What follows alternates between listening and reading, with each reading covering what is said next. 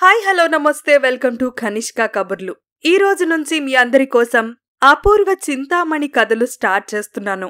రచయిత శ్రీ సీతం రాజుగారు. సహస్ర శిరచ్ఛేద అపూర్వ చింతామణి. ధీమంత భూపాలుడు మరుద్వతి నగరంను పాలిస్తున్నాడు. ఆ నగరం మణిద్వీపం నందున్నది. ఆయన ధర్మపాలన చేస్తున్నాడు. ఆయనకు నమ్మదగిన మంత్రి భూపాలుడు, భార్య సుగుణాదేవి. వారికి నమ్మదగినవాడు విశారదుడు. ఆ రాజు దంపతులకు కొడుకులు లేని చింత వేధిస్తున్నది. సంతతి కోసం దానధర్మాలు చేశారు. పుణ్యక్షేత్రాలు సందర్శించారు. ఎన్నో విధాల వ్రతాలు చేశారు. చాలా కాలానికి ఈ దంపతులకు ఆడపిల్ల పుట్టింది. మగపిల్లలు లేకపోయినా ఆడపిల్ల పుట్టినా సంతతి కలిగినందుకు ఆ దంపతులు తృప్తి చెందారు.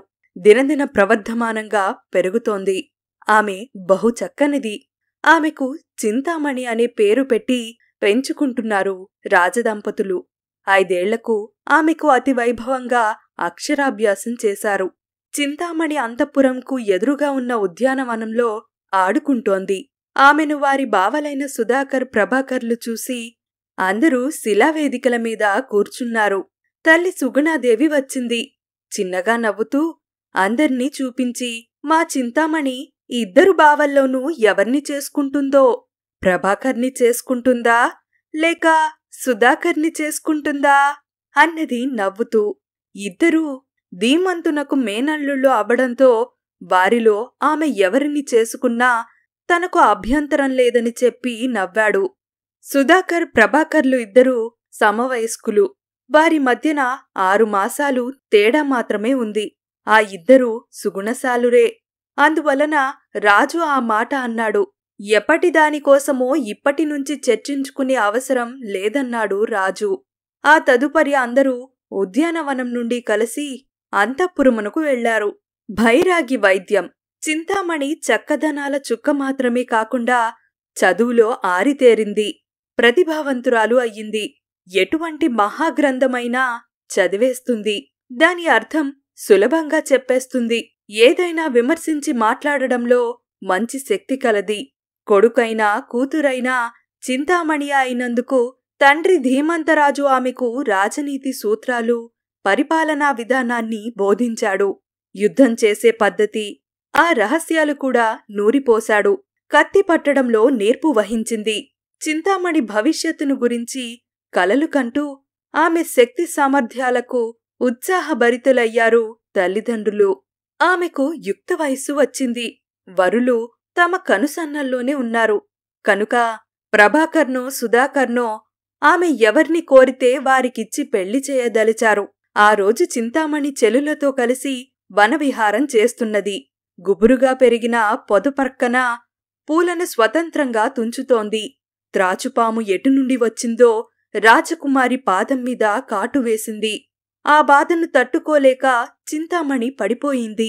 చెలులు పరిగెత్తుకెళ్లి మహారాజుకు చెప్పారు. ఆయన ఆందోళన చెందుతూ మంత్రగాళ్లను పిలిపించి చికిత్స చేయించాడు ఆమెకు. ఇసుక, మినువులు మంత్రించి ఆ ప్రాంతమంతటా చల్లారు. రాజకుమారికి ఎన్నో మందులు వాడారు. ఏ మందులు ఆమె పట్ల పనిచెయ్యలేదు. క్రమేపీ రాజకుమారి నోటివెంట నురుగు వస్తున్నది. పచ్చని ఆమె శరీరం నల్లబడింది. అవయవాలు చల్లగా మంచు ముద్దలా అయినాయి. రాజమందిరంలో అంతా దుఃఖిస్తున్నారు. ఆమెకు వైద్యం చేసిన వైద్యులు పెదవి విరిచారు. ఈ దుర్వార్త నగరమంతటా తెలిసిపోయింది. అదే సమయంలో మహారాజు ఎవరైతే వచ్చి తన కుమార్తెను బ్రతికించుతారో వారికి తన రాజ్యంలో సగం ఇస్తానని ప్రకటన చేశాడు. అదే సమయంలో రాజభటుడు ఒక సన్యాసిని వెంటబెట్టుకు వచ్చాడు. ఆ సన్యాసి రాజకుమార్తెను పరిశీలించాడు. మహారాజా, పరిస్థితి చాలా వరకు విషమించిపోయింది. నేను వైద్యం చేసి ఈమె ప్రాణాలు కాపాడతాను. నేను చెప్పినట్లు చేయాలి. అందుకు మహారాజు అంగీకరించినట్లు మాటిచ్చాడు. అనంతరం ఆ బైరాగి తన వద్దనున్న భస్మంను తీశాడు. రాజకుమారి చింతామణిని ఒక గదిలో ప్రత్యేకంగా పరుండబెట్టమన్నాడు. ఆ వెంటనే ఆ పనిని చేశారు. నిప్పులని తెప్పించాడు. అందరినీ బయటికి పొమ్మన్నాడు. తను అనుమతించే వరకు ఎవ్వరూ లోనికి అడుగు పెట్టరాదని చింతామణిని చూడరాదని చెప్పాడు. అందరూ బయటకు వెళ్లారు.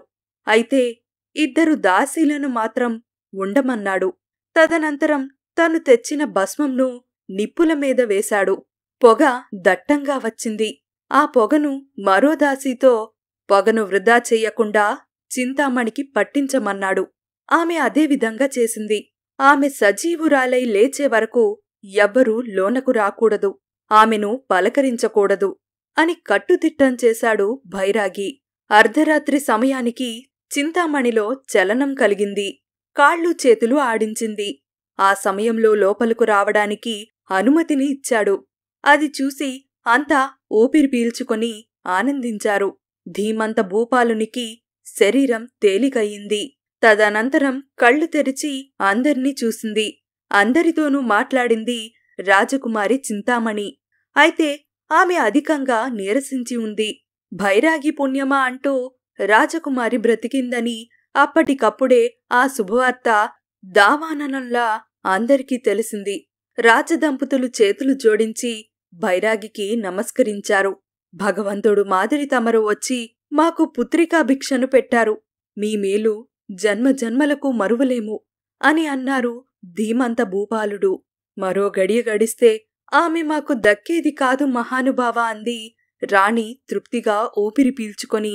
తదుపరి రాజు, నేను ఆడిన మాట తప్పను, మీకు అర్ధరాజ్యమిస్తున్నాను, తీసుకోండి అని అన్నాడు. ఆ తరువాత ఏం జరిగింది, ఇంతకీ ఆ సన్యాసి ఎవరు, ఈ సంగతులన్నీ కూడా నెక్స్ట్ ఎపిసోడ్లో మీ అందరికీ వినిపిస్తాను.